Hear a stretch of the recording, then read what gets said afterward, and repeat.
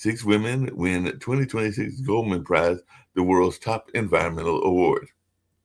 From a Surrey oil well to the Supreme Court, how an activist changed UK climate law. And Rights of Nature defender wins Goldman Prize for protecting Colombia's Magdalena River from fracking. And Peru reviews disputed election ballots with final results likely May. Pressure mounts on Peru's election authorities amid presidential race delay. Peru to confirm Kiko Fujimori runoff rival by mid-May. Peruvian courts have set a May 15 deadline for counting voters' votes in presidential race. And rescue of whale Timmy in Germany. A whale stranded on German coast swims off and gets stuck again. But rescuers were to use air cushions in the latest effort to save the stranded whale.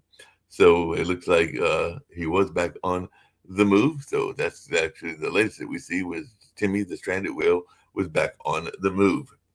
So some folks were even saying stranded and dying, the German whale is a parable of our troubled relationship with the sea giants.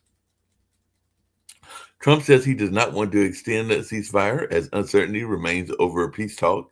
And definitely, we're now in day 53 of the U.S. Israel conflict. So, definitely, that's what some people are talking about as well. India and South Korea aim to deepen ties amid global uncertainty. And some folks, including those at CNBC, are asking what's holding them back. So, India made Galaxy Z Flip 7 selfie. Modi poses for a pic with Samsung chairman, South Korean president as well. So India and South Korea plan $50 billion trade push with new deals. So India and South Korea agreed to nearly double trade to $50 billion by 2030. And as far as Pope news, church in Angola is growing and can help promote universal rights.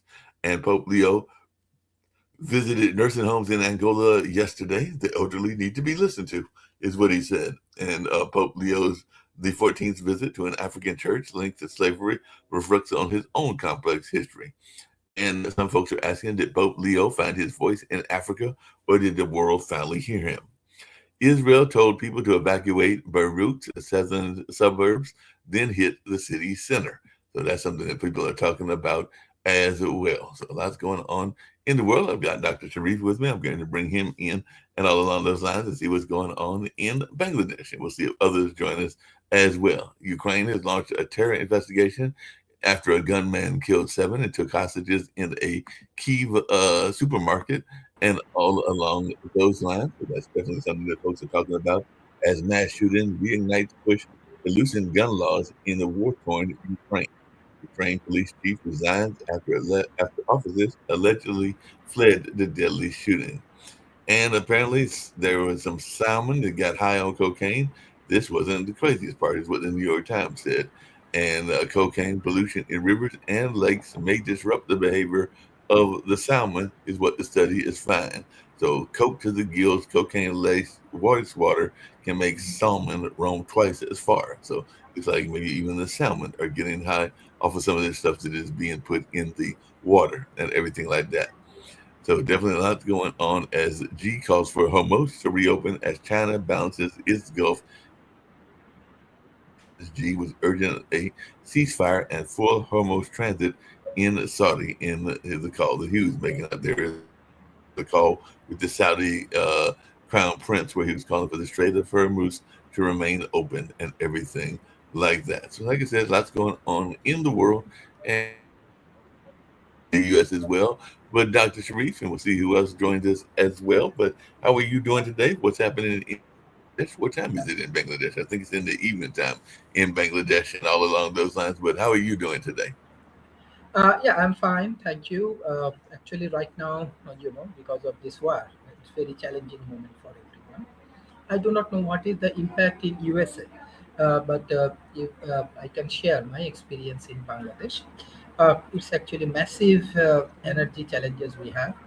Our every single liter of diesel, petrol, oil, gas, everything, government has to increase the price, and for that issues, all of the price like food, like supply chain, like transportation, like rent, housing, everything actually increasing. So it's look like it will heavily affected by these inflations and so on. And secondly, we do not know when this war and other things will stop. This is actually a very challenging moment for Bangladesh and Bangladesh economy. The same challenges things I think that India, Pakistan, and South Asian country have been facing, because let's say Bangladesh do not have natural resources. Most of our natural resources, specifically for this oil and gas, we have to buy from Middle East country. Uh, Secondly, many of our people they work in the Middle East. So our main source of income, like country like Bangladesh, actually Middle East working group of people. Because of this war, many people died. Also, the Bangladeshi people, like around maybe 9 to 10 people only died because of this war. But most important thing is this economy, Middle East economy affected. So, country like Bangladesh, we also affected for that particular issues.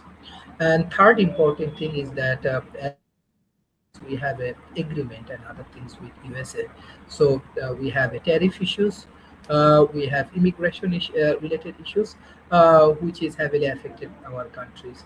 So I think the world has economically and culturally and other things. Bangladesh has very challenging moment, very very challenging. So we can hope for the best, but definitely the global leaders, the global community, they have to understand that because of this war, it creating very negative impact of economical impact for many countries. So we should stop this war. We need to focus on global peace. Yeah, definitely got to Thank you focus for on your global question. peace and everything like that. Hey, Dr. Sharif, I know that you're doing a lot with education and you are an educator yourself and all along those lines. So, how are the kids reacting to all that's going on in the world and what is the number one issue that they are concerned about and all along those lines? So, when you talk to your students, other than the issues that you just mentioned, what are some of the other things that they are very much interested in and they even learn from this particular network when you shared with them and everything like that. So, what are some of the issues that your students are telling you they are concerned about? Look, I do focus on knowledge commercializations. I do focus on knowledge oriented economy, right? What it called talent economy. I do focus on wisdom. Wisdom is something which is necessary for global peace. Wisdom is something which is necessary to every factor in the government agency, in the corporation, and in academia. Because of artificial intelligence and social media and everything, right now we work very closely, but we have very challenging moments. So when you discuss about the youth right now they are very positive about the political situation and political diplomacy and so on. So they love to contribute, specifically this Gen Z love to contribute in the politics. But definitely, I train the youth. I support the youth with our innovative education system and our government. They are very much concerned about the education system improvement. They are very concerned about the improvement of the education and innovative education and so on. And for that issues, we are taking preparation for a very quality full conference where the people from around the world they can join and they can go for global network. I want to invite you in Bangladesh maybe in the next 6 months, and all of our people from our network from Pop TV. So, so the youth, what you discuss, youth basically right now they are very concerned about politics. They love to take action. They want to build up their company. They want to contribute in the politics. So they are very much action oriented. This scenario will be very interesting. The same thing I want to share about Nepal. You see that Nepal prime minister is very young, and with his team, how they take their initiative for education, take their initiative against corruption, and so on. I think Nepal will be a very interesting country for the next decade. So that is the things, the interesting things we can observe. Definitely, the global north and global south, the South Asia, we can work together closely. We can learn from each other through this kind of podcast and so on, and we can improve our community. Thank you. Yeah, that makes a lot of sense. Hey, Dr. Sharif, I don't know that I'll be able to make the conference this year because of finances and everything like that, but will there be an opportunity for people like me and Jacoby to participate through Zoom or StreamYard or to participate virtually? So will there be opportunities for people to speak to your people through the virtual technology? Sure, we can do both. Basically, we can do both. We can do offline initiative and we can do online initiative. And through this process, we can collaborate and we can move forward. We can work together and make a meaningful contribution. Yep, we can definitely do that and everything like that. I'm just curious because I know every time you come on, I see that information behind you in terms of your backdrop of space and space travel and all in that way. And we just had Artemis and everything like that. How is Bangladesh and Nepal and the Asian countries doing in terms of space exploration? Because I know that I think the next mission we're supposed to have is supposed to be in 2028, and they're hoping to have somebody on, I think, one of the planets by 2030 or something like that. But how is your country doing in terms of space exploration? Do y'all have like y'all's own version of NASA, and do you have your own spaceships as of yet, or is that something that is far, far away, or do y'all already Yeah, part of the space race? yeah, we can explore the space.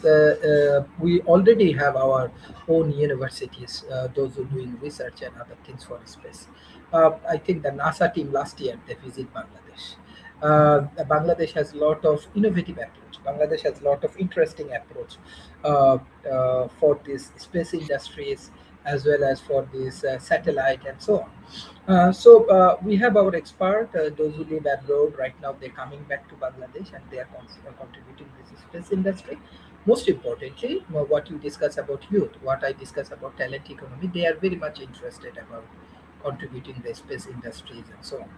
And this is actually a symbol from my side that the world, day by day, how we make uh, unhealthy, how we make incompetent, how we make a challenging environment in our countries or in our communities or in our planet. Maybe in the future we have to go to the other part of this space industries and so on. So this is very high time. We need to focus on the global peace. Mark, I have a question. What do you think about this global war? Where it gonna stop, or when it gonna stop? Is there any update or anything you have in mind, or you can think about?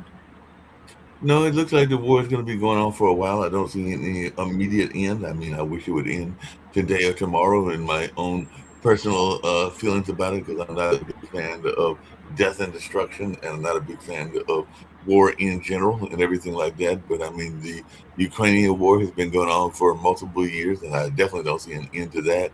And even this particular war between the U.S.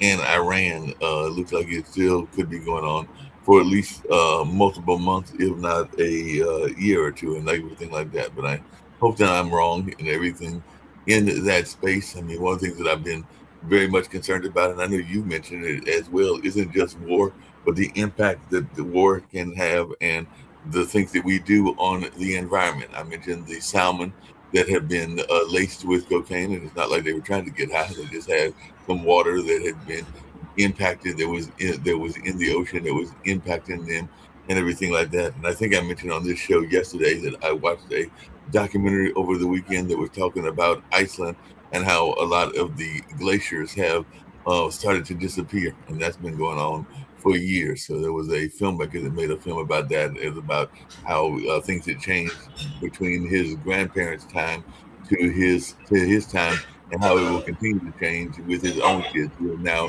youngsters. I think they are younger than preteens, and what it'll be like when the world, when what the world will look like when they get to be their grandmother's age. And I think their grandmother was like around 96 or something like that. So I don't know how y'all are doing in terms of pollution and everything like that. I know that some of the Asian countries are not doing all that well and everything like that. But that's one of the things that very much concerns me, as I don't have any kids of my own, but I do have two nephews that I hope will live a very long and a productive life and everything like that. But I am concerned about the world that they are coming into, particularly with climate change and with the environment and stuff like that. So I would definitely be wondering even your thoughts around that when you see things that are disappearing and all along those lines. Another movie that I saw that I didn't mention last time that you might be interested in, I think it was set in Nepal, but a lot of people go mountain climbing, and sometimes the better mountain climbers are those from your area, whether they're from Nepal or Bangladesh or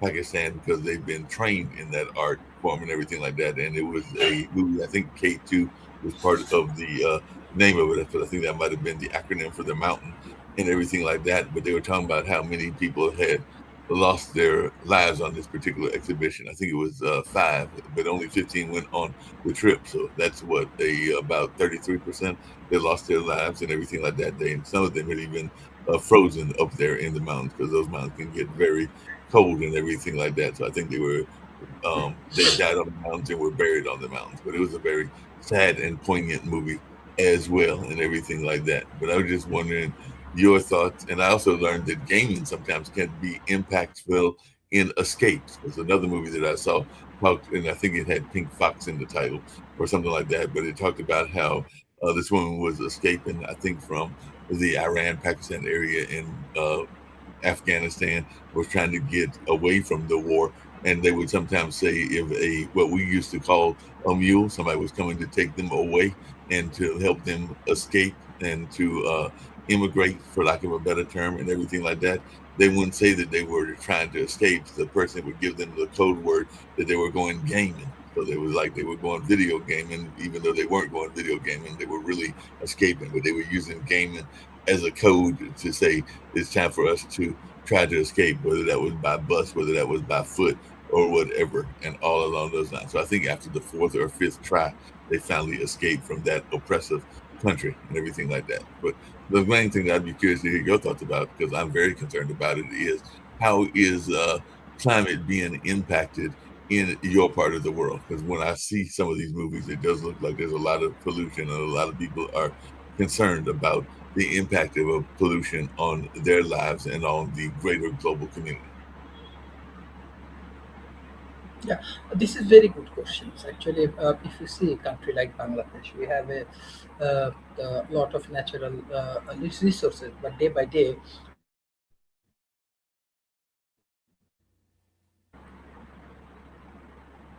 the more we welcoming different kind of like this infrastructure, the more we welcoming smart city, the more we welcoming this architectural design and innovation. Actually, we lose our natural beauty, we lose our natural things. And secondly, that we have water pollutions, we have air pollutions, we have climate challenges. This is actually creating a very negative impact in our country. This is actually creating very a negative scenario in our country. I born in a very small place. It's called Rajbari, but in Rajbari, because of this climate change, most of our land and other things go under the river. So this is very challenging things. Uh, we need to work together. So we need to focus on these tree plantations. We need to focus on these glacier meltings of the Himalayas. We need to understand how this river activities and other things, how we can make it more natural and other things. So this way we can find out a innovative solution. This way we can figure out a innovative approach for our countries. And I believe that our people, our agriculture, our climate things, we have to overcome from these challenging things. Uh, the pollution, definitely, it's a very critical component, and we have to overcome from these situations. On the same way, I believe that global north, they have to be very productive. Global north, they have to be very proactive about these climate-related activities, and they need to support this initiative. So it's actually community engagement. The more we can engage in the community, we have to we may find out more challenges, and from there we can find out the different kind of innovative solution from for us. Yeah, we can definitely do that and everything along those lines. I will play this commercial from our sponsor, which is Nick, and everything like that, and then we'll come back maybe with some news from around the U.S. and other world news as well and everything like that. But we'll take a brief break for this break right here as we hear from Nick's company, which is one of the sponsors of the network. And we'll see if other people join us, and we'll probably end because I got to do the Ukrainian show maybe at the 45-minute mark, depending on what other people show up, if they show up. But let's check out this important message from Nick's company. One of the things that business owners forget a lot is to prepare for their own retirement. Hi, my name's Nick Palavita, and today I'm with a very special guest, a certified financial planner, a chartered retirement plan specialist, and president of National Pension Partners, Max Couliet. Max, tell me what you do at National Pension Partners. Well, Nick, we help successful small businesses and professionals put together retirement plans that provide them the maximum retirement benefits and big tax deductions at the same time. Well, how do you do this? Well, we get on an internet conferencing system with the client, we review their goals, what they want to accomplish, and then put together strategies to help them in implementing a retirement plan that benefits them, not everybody else. Well, that sounds really good, but how much does this cost? Well, it's really not bad because the first consultation is free. That allows us to go through and discover whether this strategy works for that business and for you as the business owner and helping you maximize your retirement. Well, Max, how do we get this free appointment? It's really pretty simple, Nick. You can either go to our website below or call us at 877-252-1692, and then we can set up a time with either myself, Nick, or one of our other retirement plan specialists, another CPA or advisor in the office to go over this with you and make sure it fits for you. Hi, my name is Lewis Haupt. I work with National Pension Partners, and I work with businesses to allow them to put the maximum away that they can for themselves and to save taxes. Hi, I'm Brad Coyle, and I'm the brokerage manager at National Pension Partners. We're always analyzing plan fund choices in order to ensure the participant's success. If you want more information on how we can help you and your business put more money away in a retirement plan than you ever thought possible, contact us at the website below or call us at 877-252.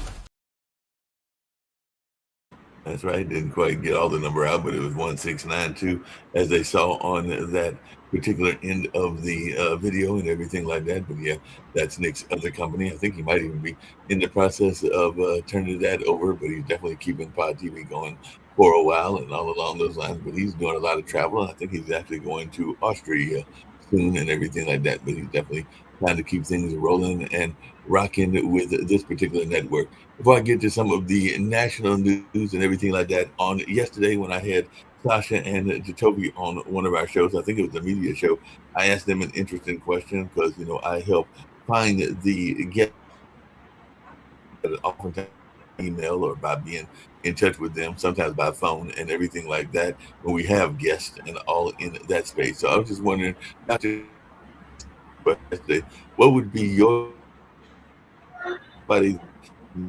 I'll reach out to them by email, even if I don't know their language. They're a language translator.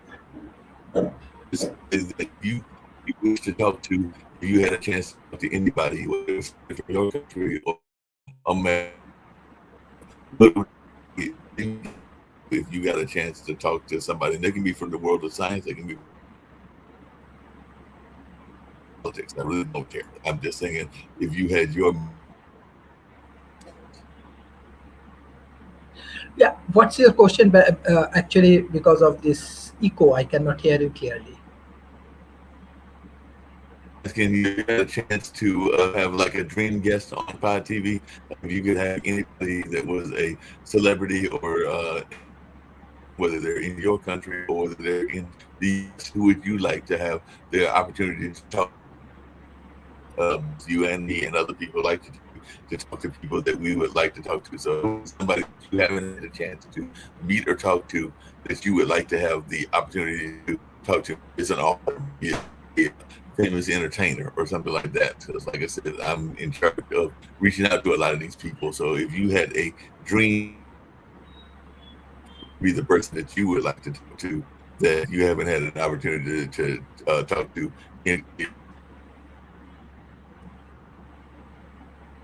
Yeah, thank you.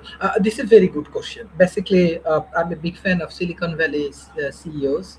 So if we can invite few CEOs from Silicon Valley, let's say Apple, from Google, or from Amazon, or from anywhere, that will be very interesting podcast for me and for my communities. Definitely very interesting. Beside that, I just want to share that our next conference, I think I already shared with you, it will be based on finance and economics. And you know that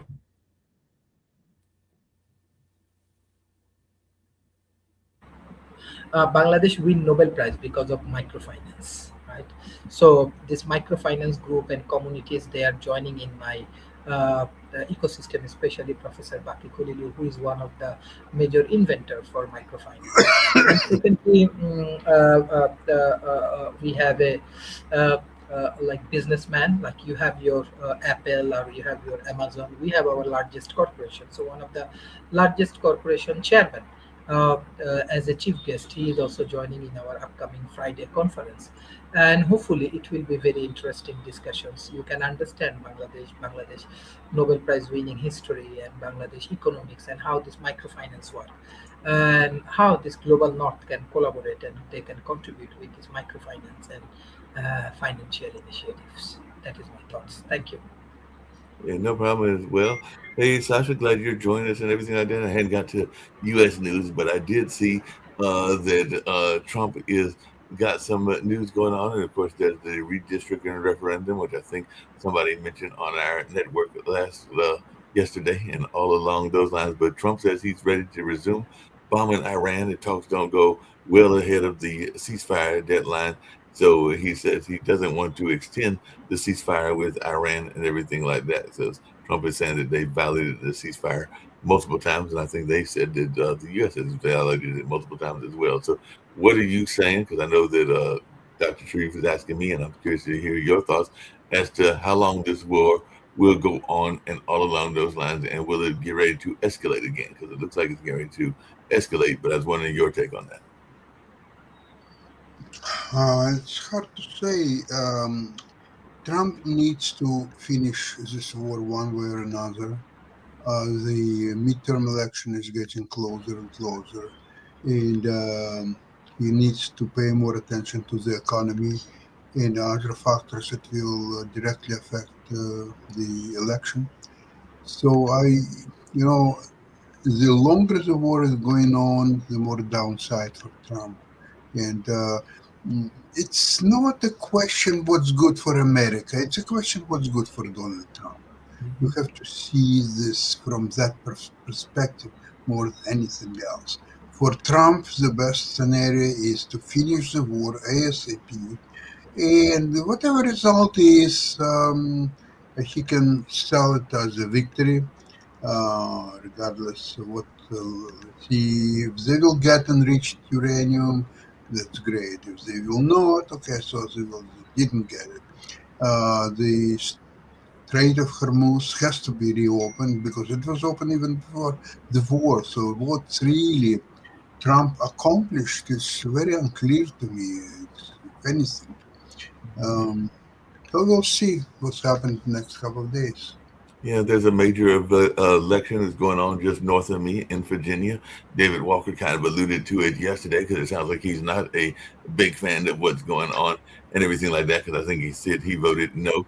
But it looks like Virginia voters are deciding on a new House map with major midterm implications, and that is going on today. I mean, they've had early voting, but the regular voting is taking place on today, the 21st, and everything like that. So we'll see how this gerrymandering situation plays out, because I know they've been ones that took place in, I think, Florida and Georgia, Texas, and other places as well. But now it's Virginia's turn to deal with redistricting, and if they win, it could boost Democrat seats in Congress and all along those lines. I know David said he wasn't a big fan because it sounds like it was a big amount of Democrat seats that would be gained in this particular vote and everything like that. But I've been seeing commercials come down to even as far down here as North Carolina that have been talking about this election and everything like that. So it's kind of what you were saying. He's got to concentrate on a lot of the political land front and to see how it is all going in that space, because he's even lost another person that has stepped down from his cabinet. So Lori Chavez de Ramir, one of his Latin American people, Trump's labor secretary, has stepped down amid internal investigation. So that just happens today as Trump continues to have problems in his own cabinet and he's facing pressure. So apparently this was amid misconduct is what she was accused of. So she's now resigning and stepping down. So it looks like he might be losing support even among his base, because I heard that Tucker Carlson is saying that he regrets supporting him and all along those lines, and he's about to lose another Republican as well and everything like that, because it says Representative Nancy Mace introducing measures to expel fellow Republican Corey Mills from Congress and everything like that. So Corey Mills faces a call for expulsion from Congress, but then there's Representative Sheila Felice McCormick, who is a Democrat, and apparently the House Democrats are prepared to abandon her. So, and all along those lines. So there's some people, including those that were dealing with sexual charges, like the gentleman from California and another gentleman that is slipping my name right now and everything. But it looks like there's a lot of political infighting that might cost some people their seats as well. So do you think that they're going to lose the House? I want to ask a question too, and I don't know if you guys covered this, but the Lieutenant Governor of Virginia, former Lieutenant Governor of Virginia, who was also accused of, I guess, sexual misconduct over the years, from years way back in his college years, and he ended up killing himself and his wife 4 days ago, I think it was. It was a few days ago, Justin. All because of, the accusations,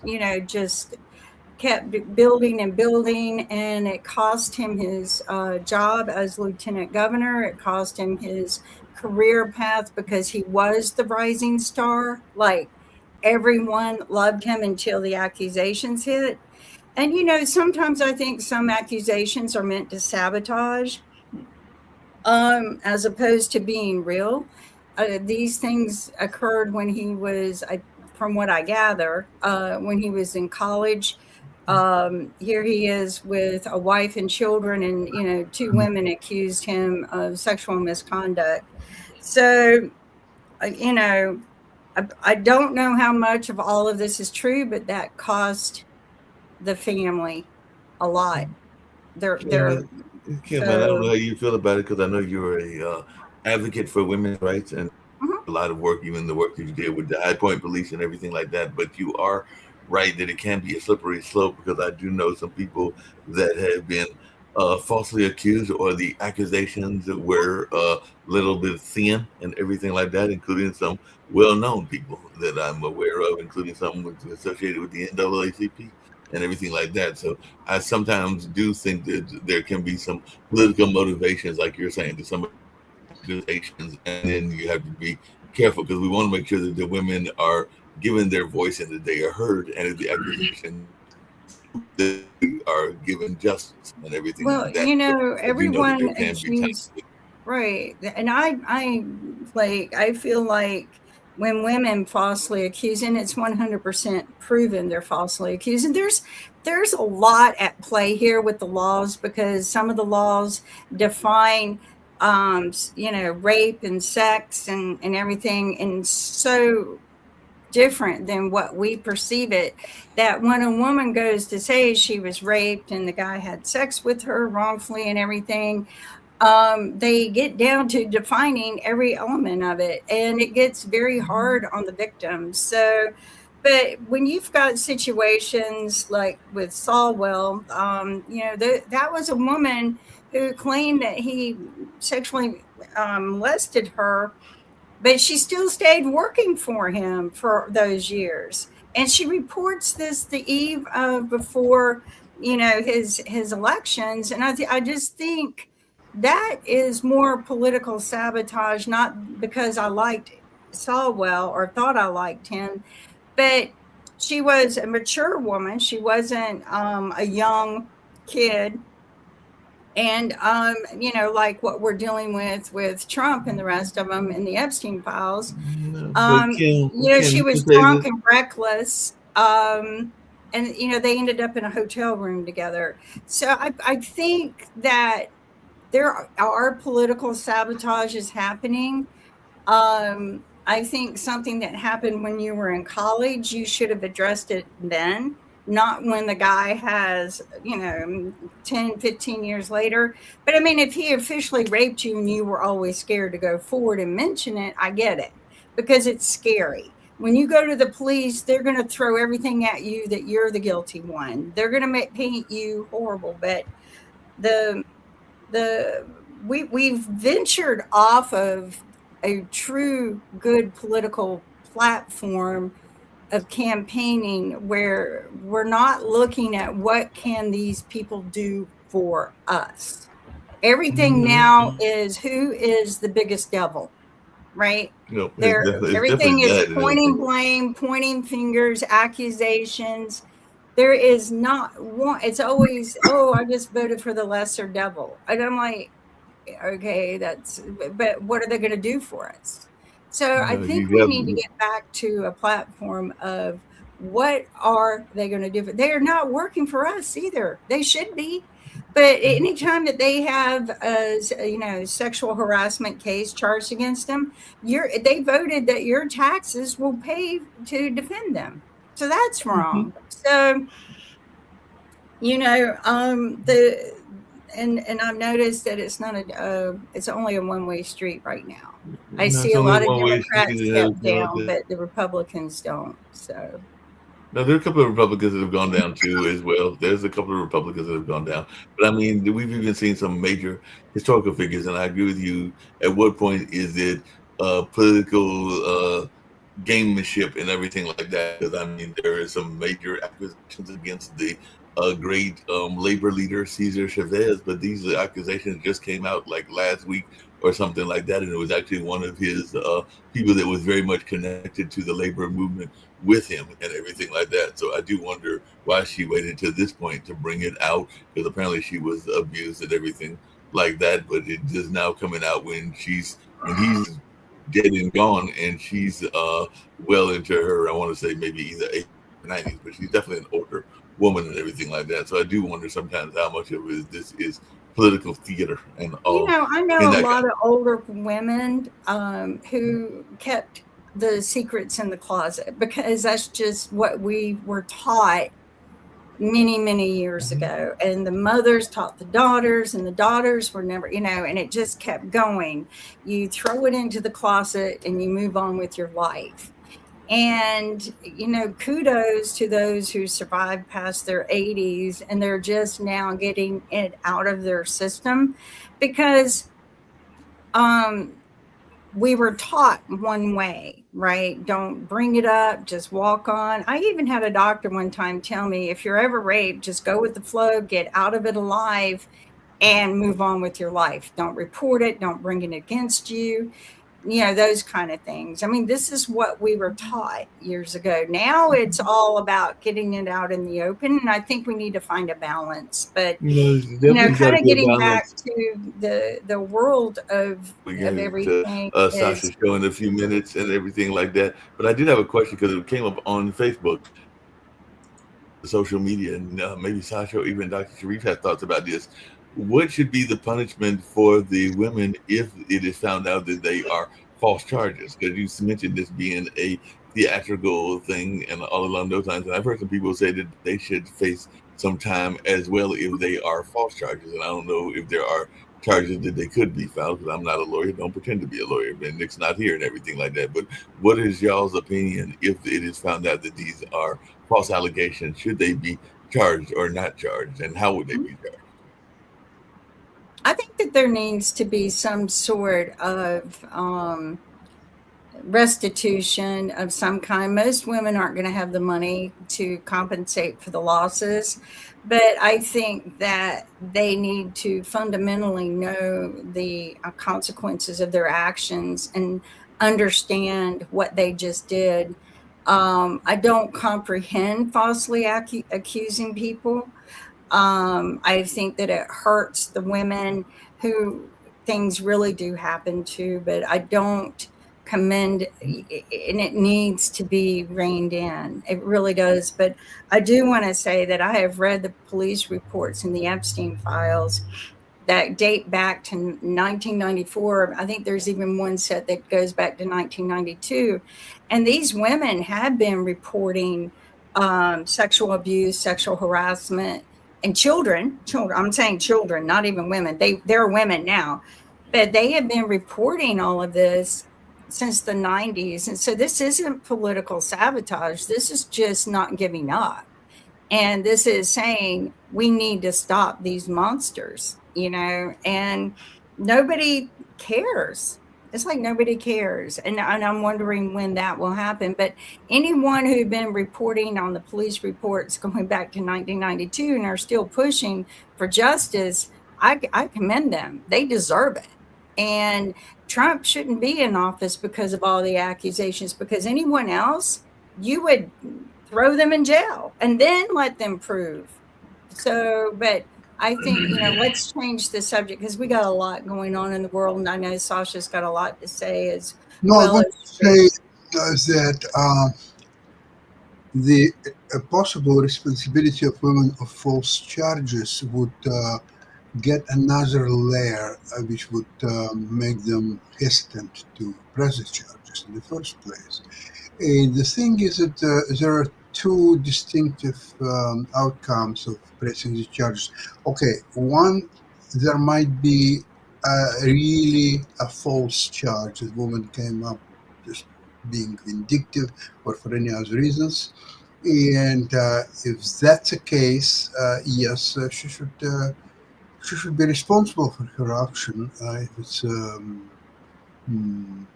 accusation without any proof, any substance.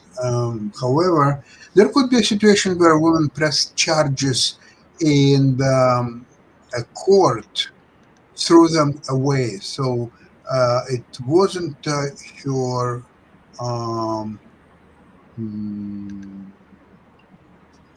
charges that she made up convincingly and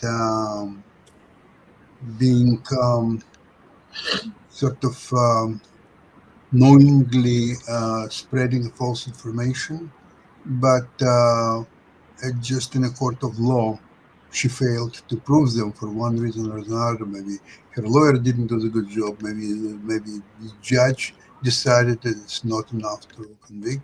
So I don't think that in that case the woman should be responsible for pressing the charges, because then really every woman would have to think twice, 3 times, 7 times before pressing the charges, because it can all work out against her. It's still very difficult to prove this charge in court of law, but now we are playing with a situation when in most cases you will be a responsible party and end up with heavy financial responsibility. So I don't think it's a good idea overall. Sharif, what's your opinion on this? Yeah.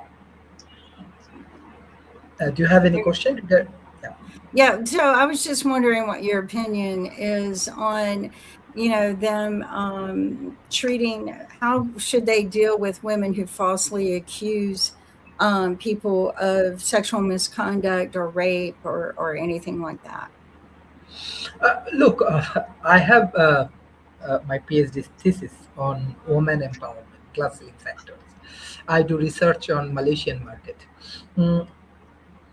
Even in our country, if you see about Bangladesh, this is actually a very bad practice. If you do this kind of things against women, any violence or anything, right away, there is a law against this woman rape or anything, and you do not get any things, and you go for maximum punishment like death penalty. So our country strictly follow women empowerment and so on. And I believe that woman has a very good credibility, be a good leader. So I write a book on glass ceiling factor. So hopefully this will be a very interesting factor for our discussions. And woman has ability to lead the country. Woman has the ability to lead the society. Woman has the ability to lead the family. So we should respect women. We should obey our women. And according to Quran, woman right is very, very important in our communities. So Muslim community has very strong woman right, economic right. We have to follow it. Well, and I think it needs to be followed. I think women need to be very, very careful when they are making accusations. Keep as much as evidence as possible, and do it the right way. And don't falsely accuse people because you hurt other women's opportunities. We're nearing the end of the hour here. Sharif, do you have anything you would like to say to the world today? Yeah, thank you. Actually, we are planning for a very innovative conference. It's called Innovative Bangladesh. So in this conference, women empowerment is a very, very important factor. I want to invite you in Bangladesh in 6 months. So send me an invite. What day is it? Actually, we are planning for November. We will fix the date and we are inviting our prime ministers to everyone. So we will send you the invitation soon. Okay, well, maybe some people from Pod TV can attend as well. And don't forget to watch Sasha's show on the Ukraine and Russia war. I'm sure that they discuss the other wars as well. And then Sasha's show on Wednesday about your investments. And everyone, take care. Be careful about what you're doing. Watch for everything and make your decisions based on what could really happen, not just to myself, but for everyone else. And until we see you tomorrow, take care.